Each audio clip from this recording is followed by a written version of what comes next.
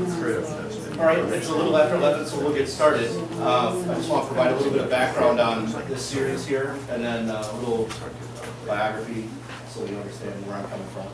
But this idea is just to provide a format where people can come with questions in the community about digital marketing, anything related to that, and broke it out into 7 different sessions, 6 of them more specific than just an overview of internet marketing like we'll tackle today.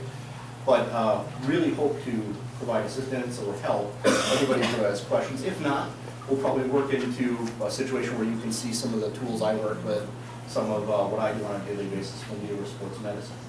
So my name is Jeremy Gesicki. I grew up here, I went to school here. I live here now and I love it. So my background is in marketing. I have a marketing undergraduate degree and a master's degree in internet marketing.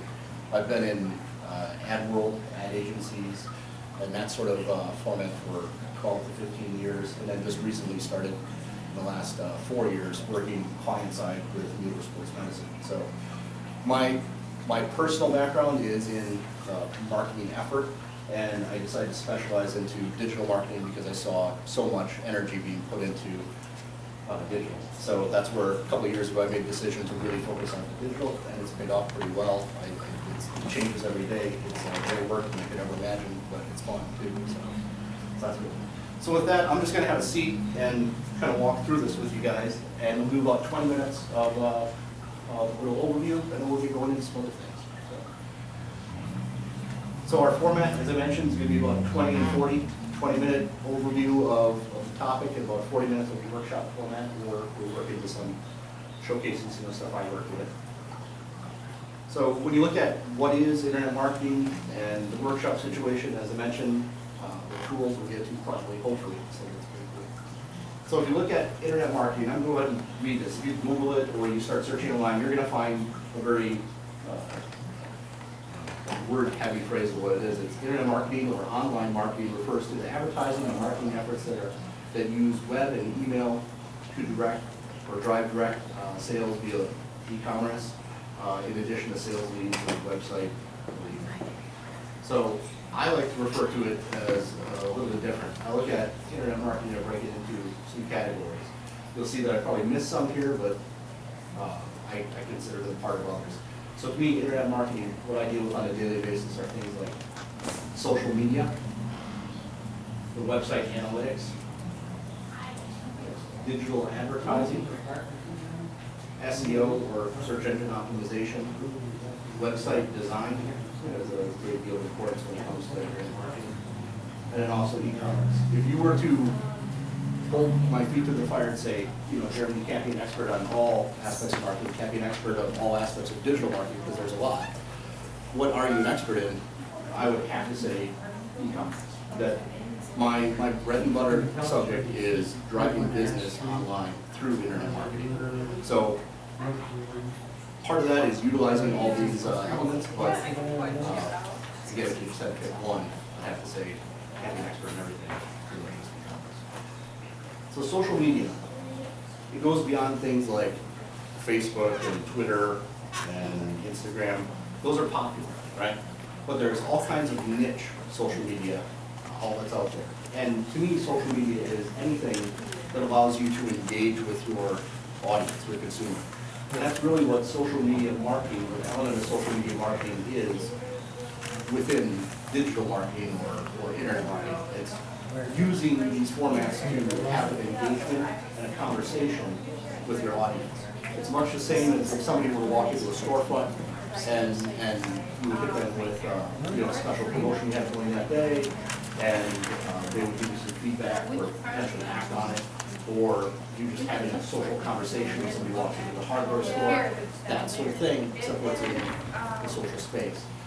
Social media continues to evolve. If anybody in here has access to or responsibilities in managing a corporate page, you'll know that Facebook tends to change their algorithm setup all the time, and they do it without warning. So being involved in social media is very much being adaptable and getting the greater picture of this is the tool I use to engage with my audience and to listen to my audience and work. So, website analytics. That's after you get them there, what are they doing? There's a lot of value to seeing what somebody does when they visit your website. You spend all this time, energy, traffic, producing initiatives, perhaps even spending money to drive people to your website. And what do you do with that information? They got there, do you even know where'd they go, where'd they spend time? So website analytics are the measurement, the backbone of success.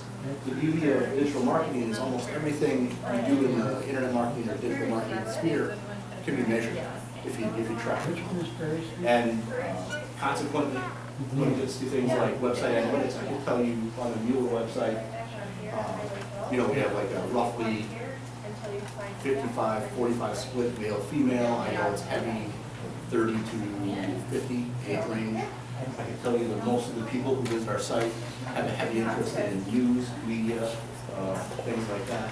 You can see their geographic disbursement over the globe. And you can see how much time they spent on your site, what pages they browsed, where they were at prior to coming to your site. All that is pretty awesome. And when we get into that session in a couple weeks, we dive a little bit deeper into some of the analytics that are available. I like to say that all questions with website analytics start, they have to be focused. They have to be very focused. You have to want to learn something and say, do almost, an example would be, are more men or women visiting my website? And do men spend longer time on the website or do women? Do people with children versus people without children, people landing on this specific page, where do they go next within the site? Where do they leave? How much time are they spending? You want to answer a question. If you don't go in with a question, you can really lose focus quickly. So a common question, or examples of that. In an e-commerce site, I typically have people who are buying a specific knee brace.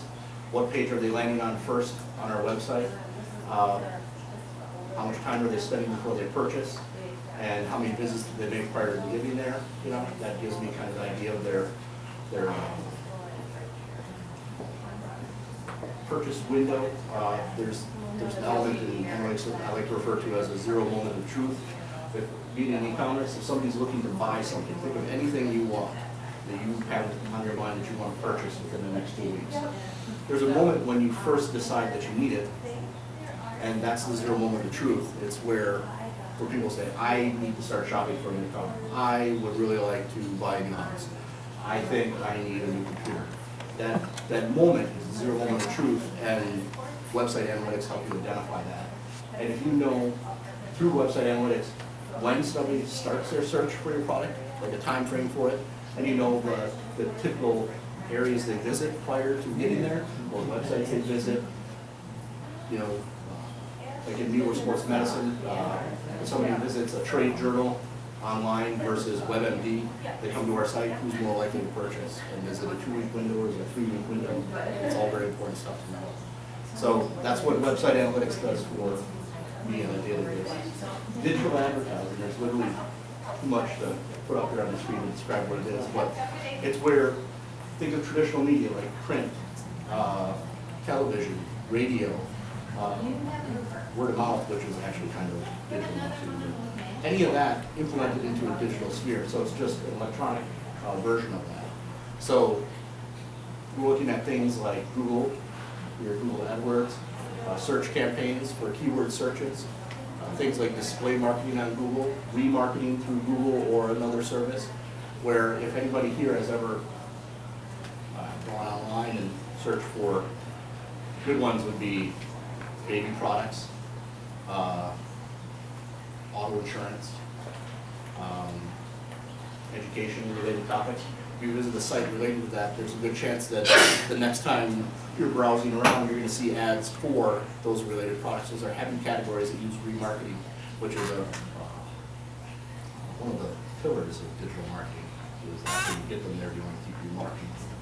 So digital marketing is going to encompass things like paid search, pay-per-click, remarketing. You can use third-party services that will place your advertisement on specific pages. So it's like a display marketing where we can say, Mueller Sports Medicine, we want to have an ad for our new compression socks, we want it to go on to Runner's World. So I can place an ad, get it onto Runner's World, and 22 million people can see it a month, and it's very minimal cost. All this, these type of digital marketing or digital advertising principles, they work off of a couple different operations. One is every time somebody acts on the advertisement, you pay them a fee, or every time you get in front of an audience, and you measure that impressions per thousand. So every time you get in front of 1,000 people, whether they click your ad or not, you pay $6, something like that. So that is impression based and I guess action based. And I would encourage you that if anybody ever gets into paid search efforts, you try and commit more onto the action. It's much more valuable to drive somebody to actually act on your ad than it is to just get an impression. A lot of times, if you get involved with a third party, they might tell you, put you in front of 10 million eyeballs online, but that doesn't mean anything if only 10 of them follow through on something. Right? So, beyond digital, we get into something SEO-wise, search engine optimization. These are the core principles of SEO. And search engine optimization just means where paid search is something you're paying a service to drive traffic to your website. Search engine optimization means you're going to naturally or organically appear in the Google search rankings. And there's a lot that goes into that. It's how smartly or how well thought out the architecture of your website is. It's are you driving content, curation of content on your website that is fresh, that's bringing people in to read about your business, and offline marketing aspects. Are they tying back into your online marketing aspects? So SEO, in my mind, is very important. But there's also another element of SEO which is coming, and it's not represented here, which is instead of just being able to be found on a website when somebody's searching, there's more of a local aspect, which would be optimizing your website, optimizing your business for mobile traffic, which more and more, the handheld device that people use is the means by which they access your website and access your content. And there's less of a likelihood somebody's going to go to Google on their phone, type in pizza, and then find it in the area. There's several other ways they find it. And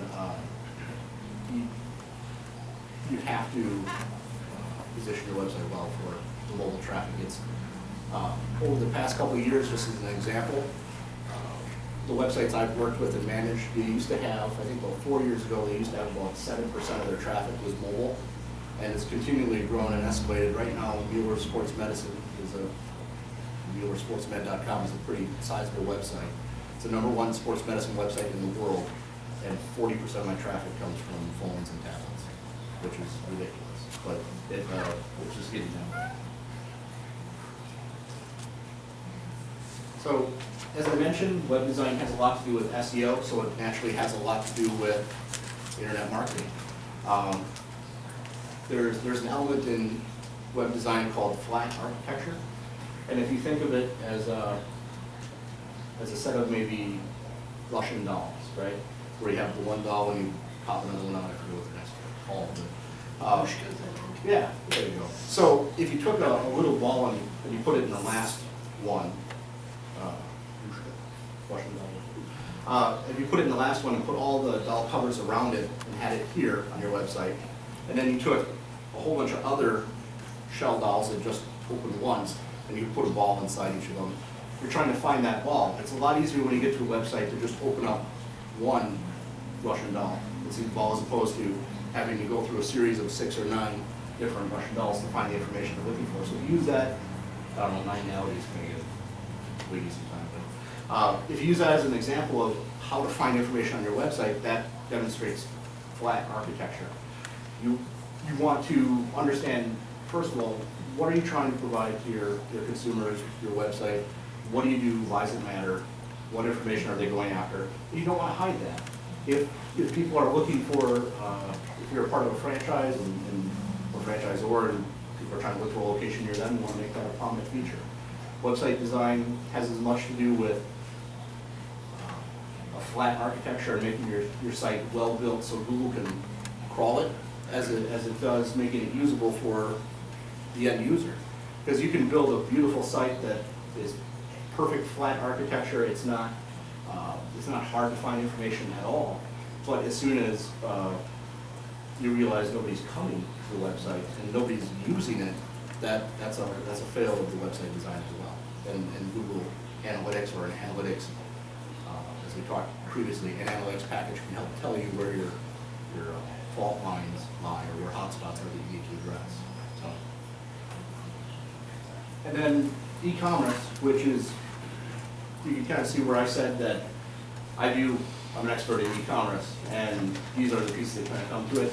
E-commerce is embracing all of the elements that we already talked about, digital marketing or internet marketing, and it's,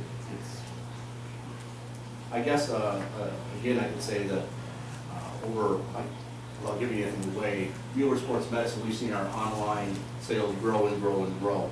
And if I were to give you a percentage, I think it's roughly 6% of our sales globally are through the e-commerce system, and that's projected to go to probably 10 after this next year.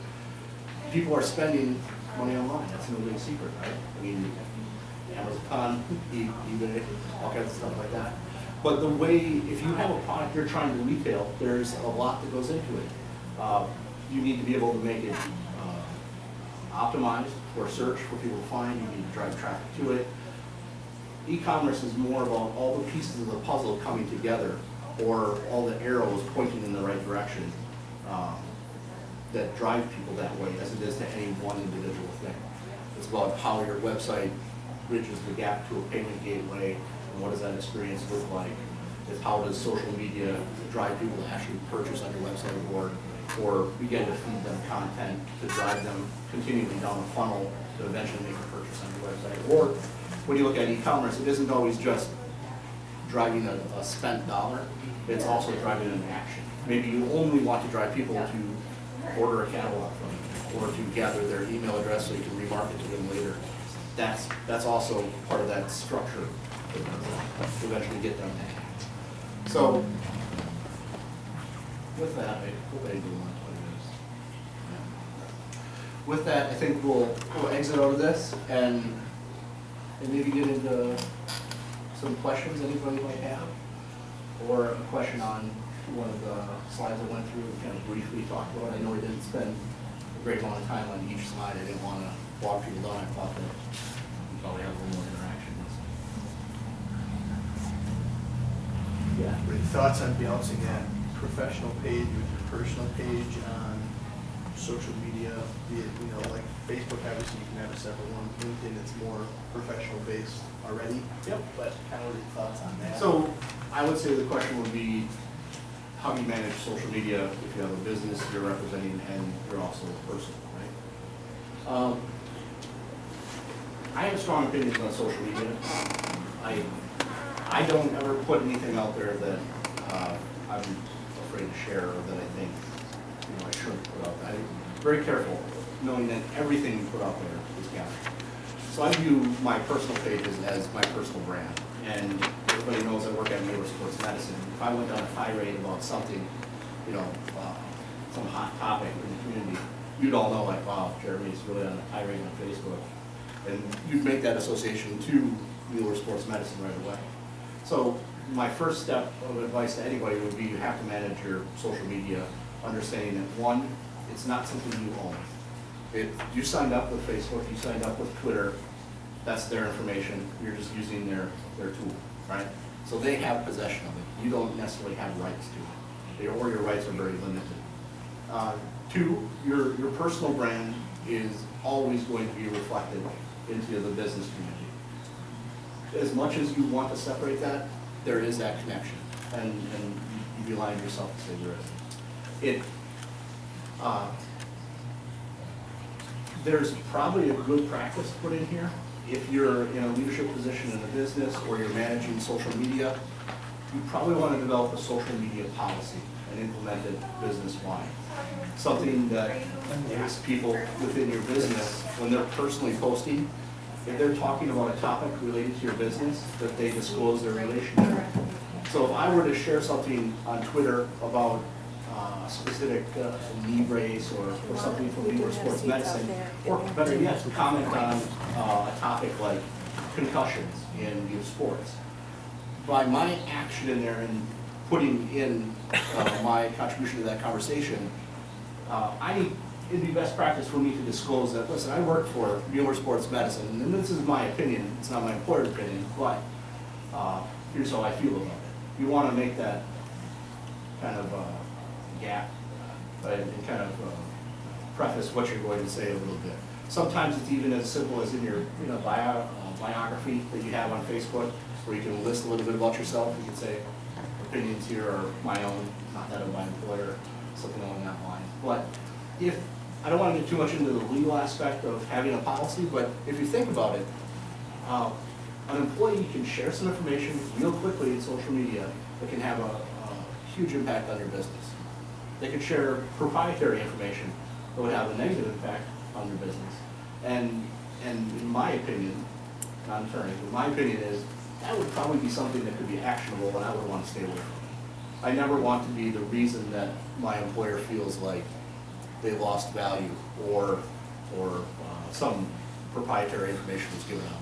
So again, my attitude with social media, and I use the channels a little bit differently, my attitude with it is nothing goes on there that I'm afraid for anybody to see.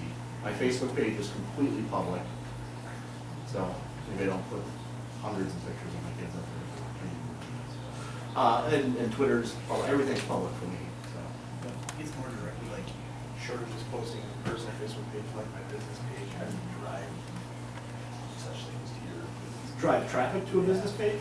Or just like size to be So, Facebook. yeah, perfect. So the first question you have to answer is, what is the geography you're working within? Because that's important. If you're a local business to Sauk Prairie, how far does your business reach? Does it stretch?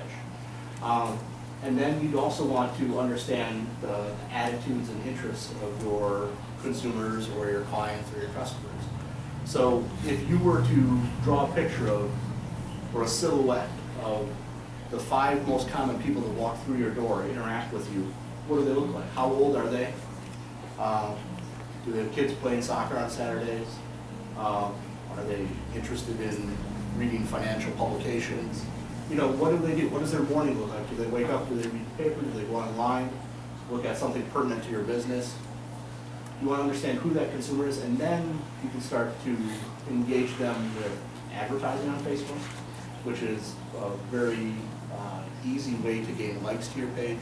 It's a very easy way to drive action onto your website or your social media page for Facebook. But if you're not looking to spend money to drive traffic to your Facebook page or drive likes to your Facebook page or any social media page, it really boils down to content. What are you providing out there that is of value to your consumer or to your client, your partner? In the world of social media for Mueller Sports Medicine, we're writing daily articles about, blog posts about how to treat or self-treat for a knee injury, how to evaluate an injury. Where are those articles? Are they on Facebook or on your web page, or where are you putting those? Perfect, that's great. So curating the content, how do you get it there? Sharing it on Facebook will help drive likes and interest on Facebook. As you share more, I'll give you one second. As we share more information that's pertinent, more people will like it and share it. It's a very organic thing. The last I heard is the sweet spot for Facebook business posting is between 1 and 2 posts a day at most. You never want to post more than twice unless it's a real high content situation. So that content that you're producing for Mueller, we're producing a lot of content and we're syndicating it to all of our channels. So it first sits on the blog, it's first introduced on the blog on our website. So I'll hold up once here.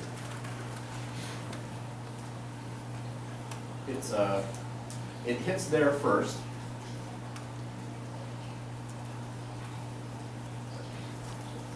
We have just a link on our homepage to the blog, and you can see we have but they just run into a list of the blog posts that we have. And get into one of the blog posts here. And you can see that this one's okay. Pre-cut kinesiology tape, how to use it a little bit, or using it to get back in the game. You can see it was shared 14 times on LinkedIn, 6 times on Facebook, 1 Google Plus, 1 tweet. That's the first time you mentioned LinkedIn.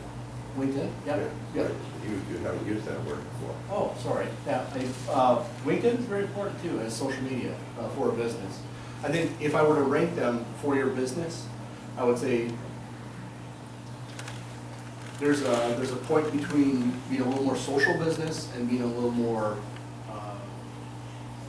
buttoned up business. Facebook and LinkedIn are your first step. You're either going to create a page on LinkedIn or Facebook that discusses your business and highlights it. I'll pull up the LinkedIn one for you too.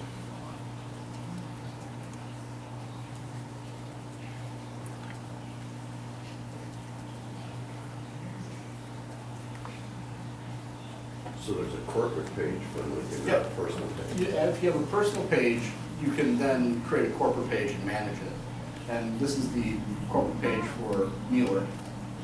You can see that here's a blog post about kinesiology tape that went out. You can see the interaction with it. And we managed this. This is kind of the LinkedIn home spot for Mueller. I know we share a lot of posts from it. So when we produce that blog post, as you use a tool to schedule yours for compliance reasons, I use a tool that doesn't necessarily work with compliance, but it helps me syndicate the blog post. So I can create a blog post, I can publish it to my blog right away, and then it goes out to Facebook at this time, LinkedIn at this time, and then Twitter I can schedule a whole bunch of waterfall tweets about it through a time period. So I think any type of corporation, a LinkedIn page is a great spot as that home plate for people to find you, follow your business, but you also want to maintain some information on it. You don't want to create an entity and never seed it with information. So if it were things we're talking about in LinkedIn, I'm talking about press releases for our business, I'm talking about blog posts for our business. I'm not so much discussing contests as much or trying to drive the one-to-one engagement. I'm really using it as an area, kind of like a media room. Something that goes to LinkedIn, first goes to your blog, then goes to Facebook, then goes to LinkedIn. What's the sequence? Sure. I'll pull it up. I'll show you what that looks like. So I use a tool called HubSpot. And Did you say HubSpot? HubSpot.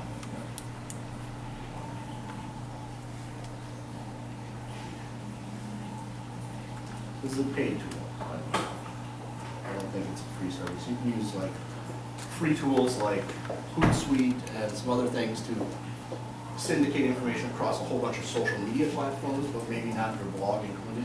So I can go in here, I go to social media, and I'm gonna publish something. So I grab, I compose a message, I showcase it some too. And let's say I want to attach a blog post and go back to my history of blog posts. We posted,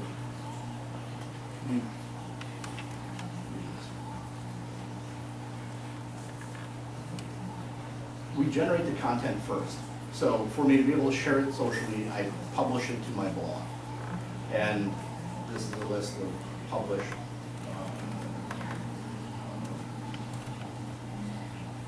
blog posts. You can see this one we have here, how to use kinesiology tape to help Achilles tendonitis. 7,500 people have used it already. So then I can take that one right here in my social media platform that I use to schedule this out of HubSpot. And I select that one, I say how to use. Maybe attach a folder to it. This is, again, just a tool I use. And I can tweet about it. I can say, yeah, we'll put that one out. Close now. We'll schedule another one out for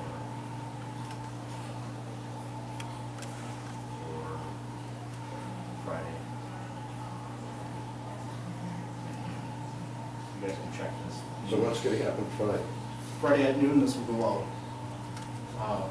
Again, this is a tool I'm using, this is not something that you might have at your disposal at the moment, but this is how, at Mueller, we have a small staff, and we use a lot of tools to help us reach farther and be a little more efficient. So that tweet should have went out, or will go out in the next couple minutes, has to get through Twitter and that sort of thing. And then it'll post again on Friday, and you can schedule that out as much as you want. This is just, HubSpot is one of the tools, it's a marketing, premier marketing tool. And it just allows you to sit down and do all your marketing at once, but schedule things so Yep. that it looks like you're working on it all the time. Good way of putting it, yeah. But you have to remember if there's like news that happens, that your thing that you scheduled for next week is related to, and you want to go back and pull that so that you don't like look like an idiot. I can't really, I mean, like for this one, like if there was a big article published that said you shouldn't take for tendinitis, they would want to pull that and not. Yeah, if some information came out, we would want to pull that, we would not want to advocate taping for Achilles tendonitis. Right. Or cheating. Yeah, I mean, but you just don't want to, like, I've seen some really bad scabs where people have stuff that's obviously been pre-done. Vote Walker 2016? So, Yeah, so then I just shared that on Twitter, right? And then I went to our Mueller Twitter page right now where we have a contest going. And if you click this link, it'll take you to that blog post. So the idea of social media is just to drive the traffic back to where you want to Okay, now I wanna buy that. Is there a link there that goes back to your webpage that says, we're here to sign up and we'll send you 50 cases? go. So we have the information about the blog post right at the top. We have kinesiology tape, you can buy it.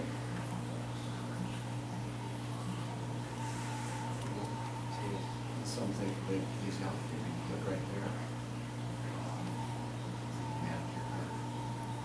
So within a couple clicks of driving somebody from social media to the website, you can get somebody to act. And I'll share a caution with everybody too. I don't like to be dragged into a sale by my arm, being pulled in.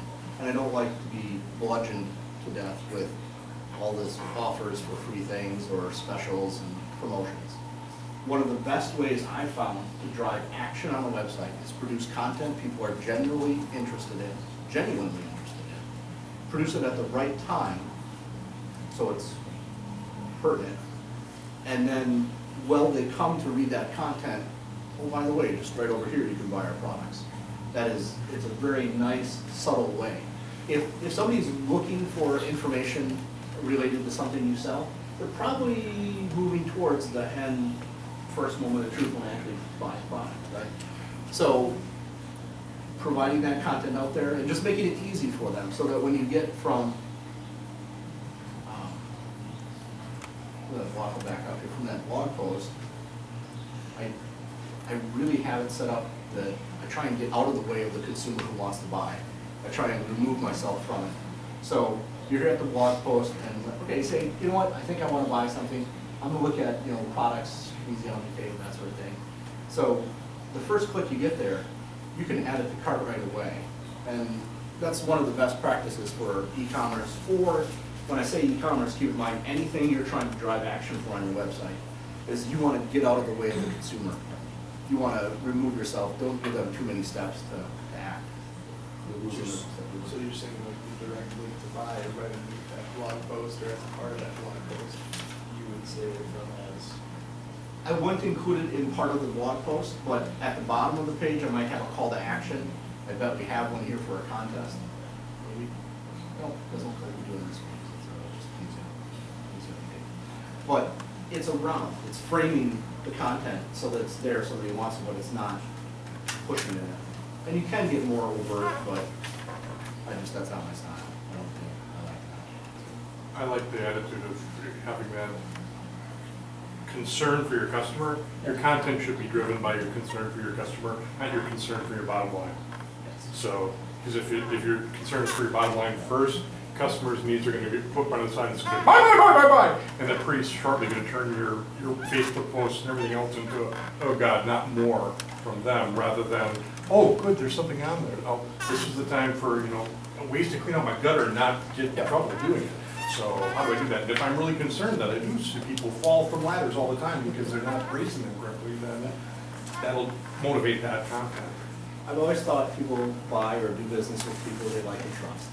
And if you're providing content that is valuable, that people see as valuable, they tend to appreciate that and keep you in mind in the future. So that was one way to drive somebody to your website who's a different person than somebody who's actively looking to buy. Through the blog posting and social media, we're talking about things, we're curating content, we're producing content that people are interested in hopes that when they need a product, they come buy it. So from the other angle, if you want to target people who are specifically looking to buy a product, that falls more onto search engine optimization of your website, so that when people are looking for that product to make a purchase, your site is higher ranked. And it also falls heavier onto digital marketing efforts, things like paid search. We know that people searching knee brace or knee braces, there's thousands of them searching for that every day. But the people who are searching, best knee brace or a specific type of knee brace are more likely to make a purchase. And from previous use, I know that when somebody's searching for a knee brace to treat an MCL tear, right, that they're more specific, they're further along in that purchase cycle. They know that at first they had knee pain, then they probably had it diagnosed, then they thought, I'm gonna self-treat it with a brace, or a doctor maybe said treat it. Then they're like, what kind of brace do I need? So they're further along that funnel of what exact product do I need. And when I advertise online, I'm advertising with more thought towards the very acute searching person. It may only be 10 people in Wisconsin searching for an MCL knee brace, but I'd rather have those 10 versus the 30 that are searching for knee braces or something like that. So, does that make sense? We're gonna change that.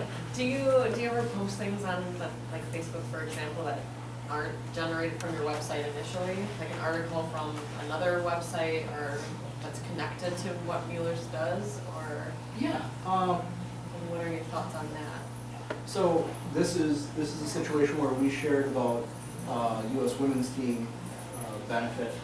That wasn't a blog post. That doesn't have any home on our website at all. We're kind of heavy with blog posts at the moment, but I mean, do you have a formula for that? Like this many that trace back to the website, this many just random things, not random, but. yeah, there is a formula. The one I use mainly is how many times to post a day. I don't want to badger people too much. And finding that sweet spot of what time of day or what day, or whether it be content that drives back to your website or things that are purely engaging, you have to find that on your own because every business is a little bit different. And we could speculate what is the best practice there, but observationally, when you see what people do and then you make adjustments, you continually hone what you're looking for, that's the best way to do it. So another thing I should mention though is with Mueller, we have strategies with our website and our social media platform. Website, you're going to have that media room where you're going to come in, you're going to get press releases, you're going to see blog posts, stuff like that. Facebook is going to have content that evergreens a little bit. So it's going to be, what I mean by evergreen is it's something that can sit on your site for an unspecified period of time. So it's a blog post, or it's something that if you let it sit on your Facebook page for a week, nobody really thinks it's outdated. Twitter, on the other hand, is a very engaging one-to-one medium for interacting with your audience. It is pertinent, it is timely, it is engaging. So we are sharing a lot more of content other people share from a newer perspective. We're talking about, well, we have a contest going on, so we're a little more contest driven with that. We were talking like, hey, athletic trainers, retweet for a chance to win a newer athletic training kit. And if I pull up just a little snapshot of it.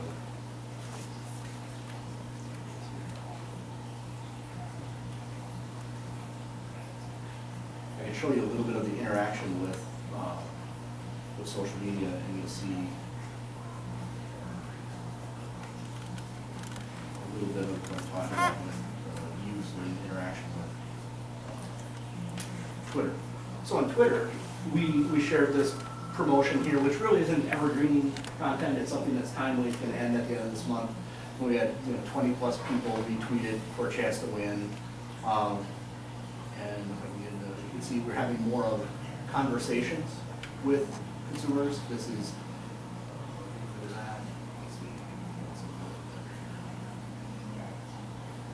okay. So Facebook, it's a little more evergreen content. If somebody comments on the post, we're obviously going to comment back and hear or answer what they're asking. But on Twitter, it's more of a conversational tool.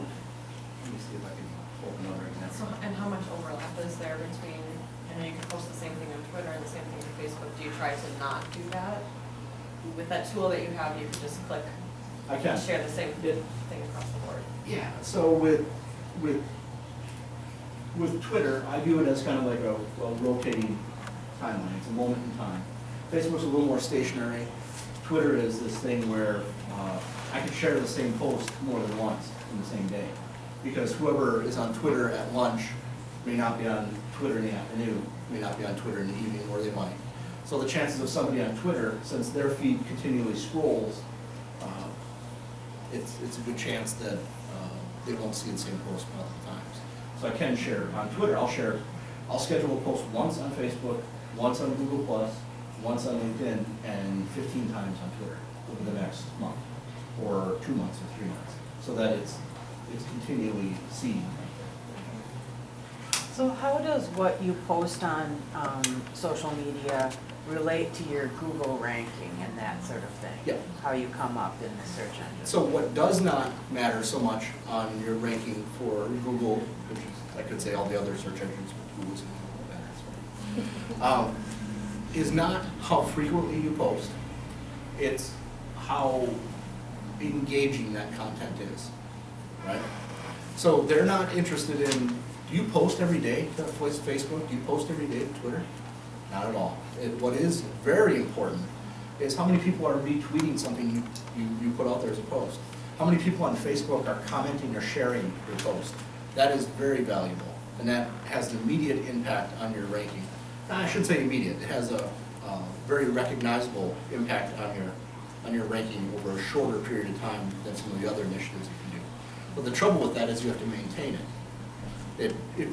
And what Google refers to that as is social signals. Your website is sending social signals because you have a Facebook page tied to it, you have a Google Plus page tied to it, you have a Twitter account tied to it. And because your content you're sharing on those other media are being recognized as important or valued or insightful and engaging, they're going to boost your website rank. Because if you look at two equal companies, equal all the way across the board, and one is producing content on social media that people find engaging, and one is not. Which one do you think Google is going to say is more valuable? Google has the most interest in getting somebody to where they want to be. And if there's two companies of equal value, and Google says there's a lot more people socially talking about this one than the other, they skew that ranking towards the one that is more valued in social media. Now, that also has a local aspect too. Social signals can be local. If you look at our community and you see people sharing from our community about a post you've made from a business in our community, that's more valuable than, let's say, somebody, it's more valuable to a consumer looking for content in Sauk Prairie than a consumer looking for content in Dubuque, right? So if there's a local aspect to what we do with everything too. It's trying to be as relevant as possible. It's like there may be, anything you search for out there, there may be an awesome entity somewhere way off, but there's also a pretty good one right here. So since you're here, it's more relevant in Google's eyes that we serve you up the ranking that's local to you. So Does that make sense? So my question is, do you strive to get consumer reviews and feedback on products? So do you mean, am I doing things to solicit it, or do I want it? Because I do want it, I value it. It's another one of those signals that Google recognizes as very valuable. As I figured, Yeah. rating and Google. Yeah, rating, and it's very valuable stuff, but I don't solicit it, because I haven't even turned it on for Mueller yet, because right now I can't imagine how many I have. I wonder how many comments I have. I wiped our comments a couple months ago because I couldn't keep up with them. And because I have to moderate these, I don't want anything that is defamatory or racist or anything like that coming through in a comment. I don't want any spam coming through. And unfortunately, Mueller has a global footprint on the website, so we get a lot of spam. And I just did not have time to do it. And at one point, I think I was getting like 14,000 reviews a week. So I couldn't handle it, so I just shut it off. And I gotta find a way to manage it and go through it, but yeah, I can't even. It has a lot of value, because what your consumer says about your products or your business is ultimately one of the best referrals for your business. And Google wants to tie that into serving up, if you're overreaching and providing so much more value than another business, Google wants to recognize that. One of the best ways is a consumer review or a comment left on your website. Yeah. So dealing with comments and noticing that you had some conversations on Twitter, how much time do you spend dealing with comments and responding? And because you said you're a small shop, so Yeah. it seems like that could really be a time. So there's 3 of us on our digital marketing team, and we all share responsibilities for it. It can eat up your time. It really can. And you have to acknowledge and answer the ones that matter. So I'll introduce you to another tool that I use for that. You're gonna like this one. Free is a good word. Huh? Free is a good word, with the free tools. There's always variations of free tools out there, so. Yeah. So I'm gonna go here. This is more Facebook related, but.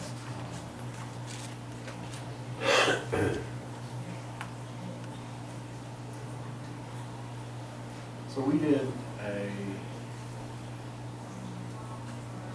campaign for Alex Morgan during the Women's World Cup, and it generated a lot of interest. And we had trouble monitoring everything that was said, but we wanted to respond to the ones that were important and valuable to us at that time. So this is you can see the spike in the June, July, right during the Women's World Cup, right? We need a little help with it. During this period, in the last year, there was 940,000 mentions within the last year. And the impressions, you can see unique audience and shared it. And then also down here, reach and spread. So what is that? If you look at the reach and spread, everybody was possibly touched by this campaign or the topic of Alex Morgan during the Women's World Cup. We're looking at 1.6 billion people, which is a lot. And I guess I didn't mean to say that's a lot. It's just a lot. So this tool helps us measure sentiment. And there are free tools like this. And what I'm going to say right now is, after the meeting here, grab a business card of mine if you have any questions specific to your business, or if you want a recommendation on a free tool or something that can be used out there, or helping evaluate anything. I'd be more than happy to send me an email and let me know. But a lot of what I do, I can't rely on free tools because I can't measure what we need. So with this, it's not sure I'll do it great. Can you see little green dots? Yeah. Okay. The green dots are when somebody says something positive. And you can click on it, and you can see that was a retweet of something about our athletic trainer kits, and it was a positive retweet. So it allows us to very quickly, in a snapshot, say, look for the red, because the red is the negative. And yeah, right now we don't really have it, which is fine, which is awesome. But we need to be able to monitor that, and I could never keep up with every tweet that's ever put out there, or every post, or every comment, so I rely on a lot of tools to help, so. If you're resistant that reach, be like, oh, Alshon Jeffries is doing a hamstring injury, here's a free rule of kinesiology tape, and tweet it to him or things like that. So a lot of athletes, we do work with athletes, and a lot of that relationship is through their agent, which is a lot of money for them. But all the time, we do things to surprise and keep people off balance in social media. Like, hey, love your post, here's a product that's in your way. Not necessarily an athlete, but maybe an athletic trainer, maybe an end user, maybe somebody who's talking about they just got injured, and we'll grab a product and we'll send it to them and be like, hey, heard you just got injured, here's a knee brace on us, you know, and that sort of thing, keep them off balance. We do interact with celebrities. We try not to do it in social media or in public forum, because then it looks like we're trying too hard. But we will, absolutely, 3 years ago when Serena Williams sprained an ankle, sent her an ankle brace, and see if she'll use it, and then when she wears it, we'll retweet that photo all over. Yeah, so we do that, but we won't publicly court it.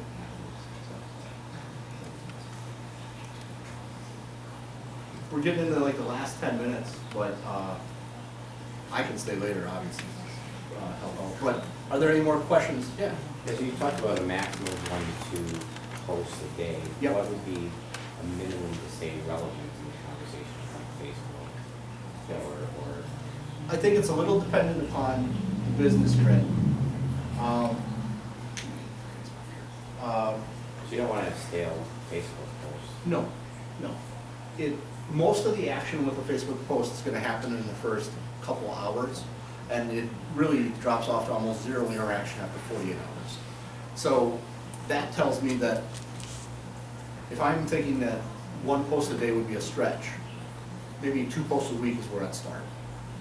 Maybe 1 post a week until I get up to a point to where I feel like I'm getting some knowledge from people looking at it. I can go into the insights and see who's viewing the post, what time of day, that sort of thing.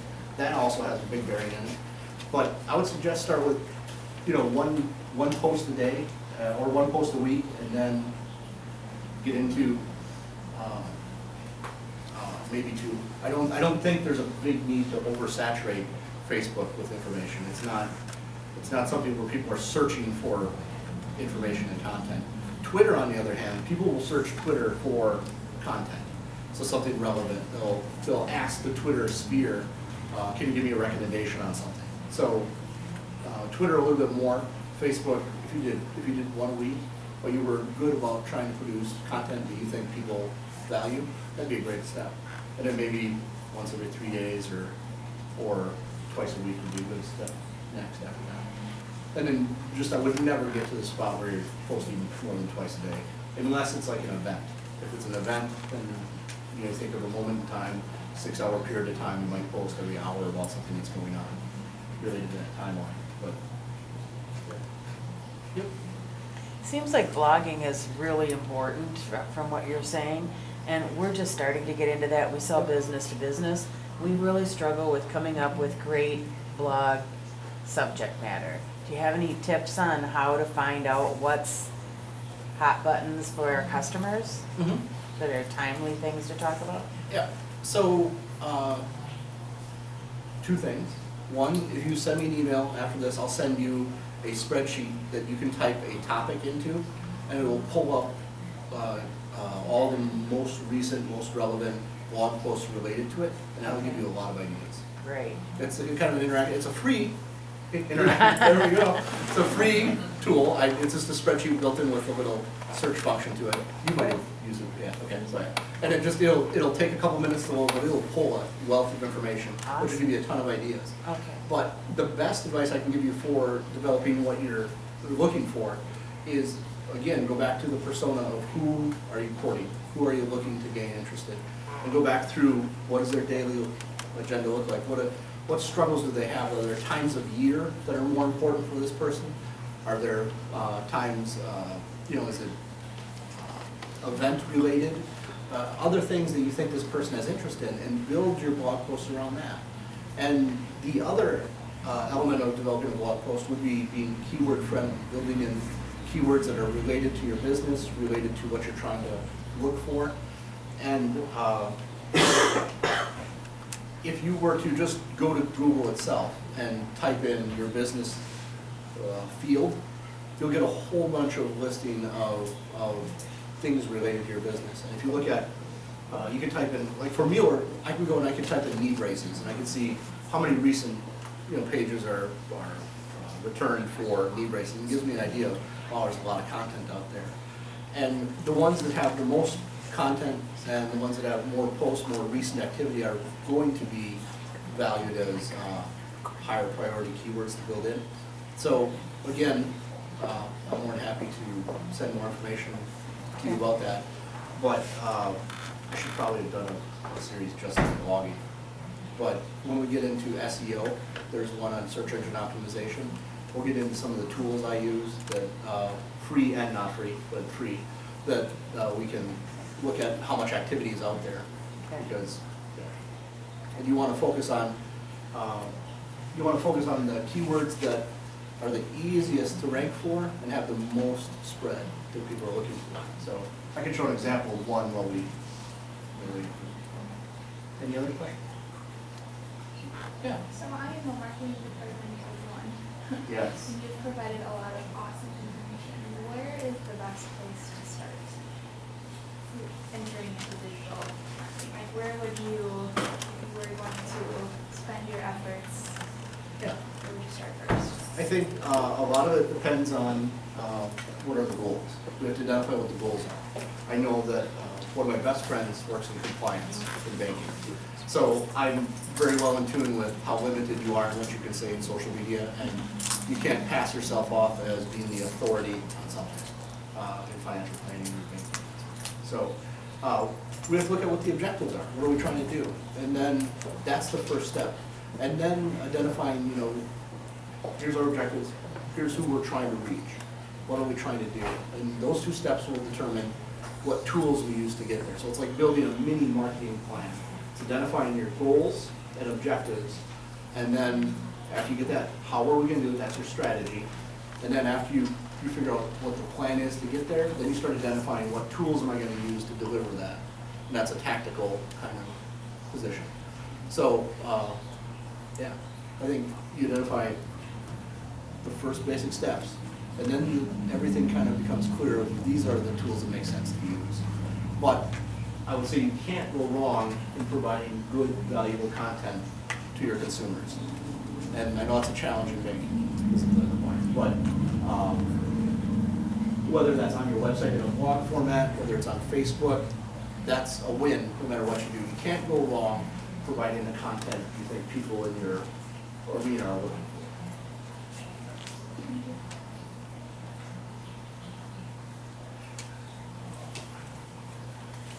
And then this is part of HubSpot that I use, actually helps me rank tools. So if I look at Mueller Risk Race, I know it roughly has 590 people searching each month. Our website ranks 1 for it. It's a 92 out of a scale of 1 to 100 for ranking. So that means I'm not really worried about anybody else stealing that from me. And if somebody were to buy it, if one of my competitors were to buy that keyword, it would cost them 67 cents to buy that keyword for one action. So as I look down this and I see what other things do I want to develop content for, I would look for something that has a higher ranking or a higher number of people searching for it, right there. And I would want something that's relatively low to be ranked for.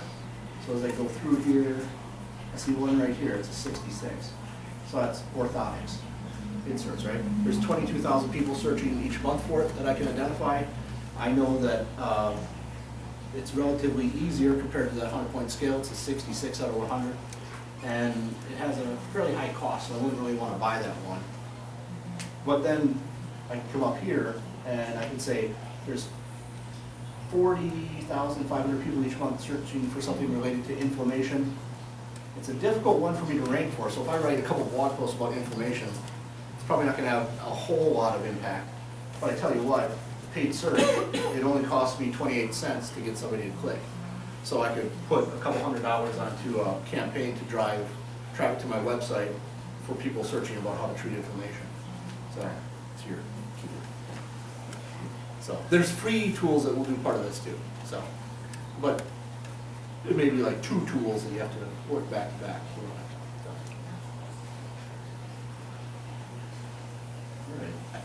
All right. I think we hit noon. I'm gonna hang around for a little bit yet if anybody has any questions afterwards. If you have questions on anything here, and we just don't have time to get to it, grab a business card, send me an email, and I'll be more than happy to help. And then, if you have any thoughts back on the feedback for this session, was it helpful, was it insightful, what would you like to see change, that sort of thing, I'd appreciate it. And, or topics that you think we should cover. If this series is successful, I think this one was successful because we're out of the room, right? But I think if the series is successful and people want it, I think I'd like to continue this next year, where I can just create a workshop where we can kind of come in together and work on problems or things in the community. I think that'd be great. So, all right. Thank you. Thank you.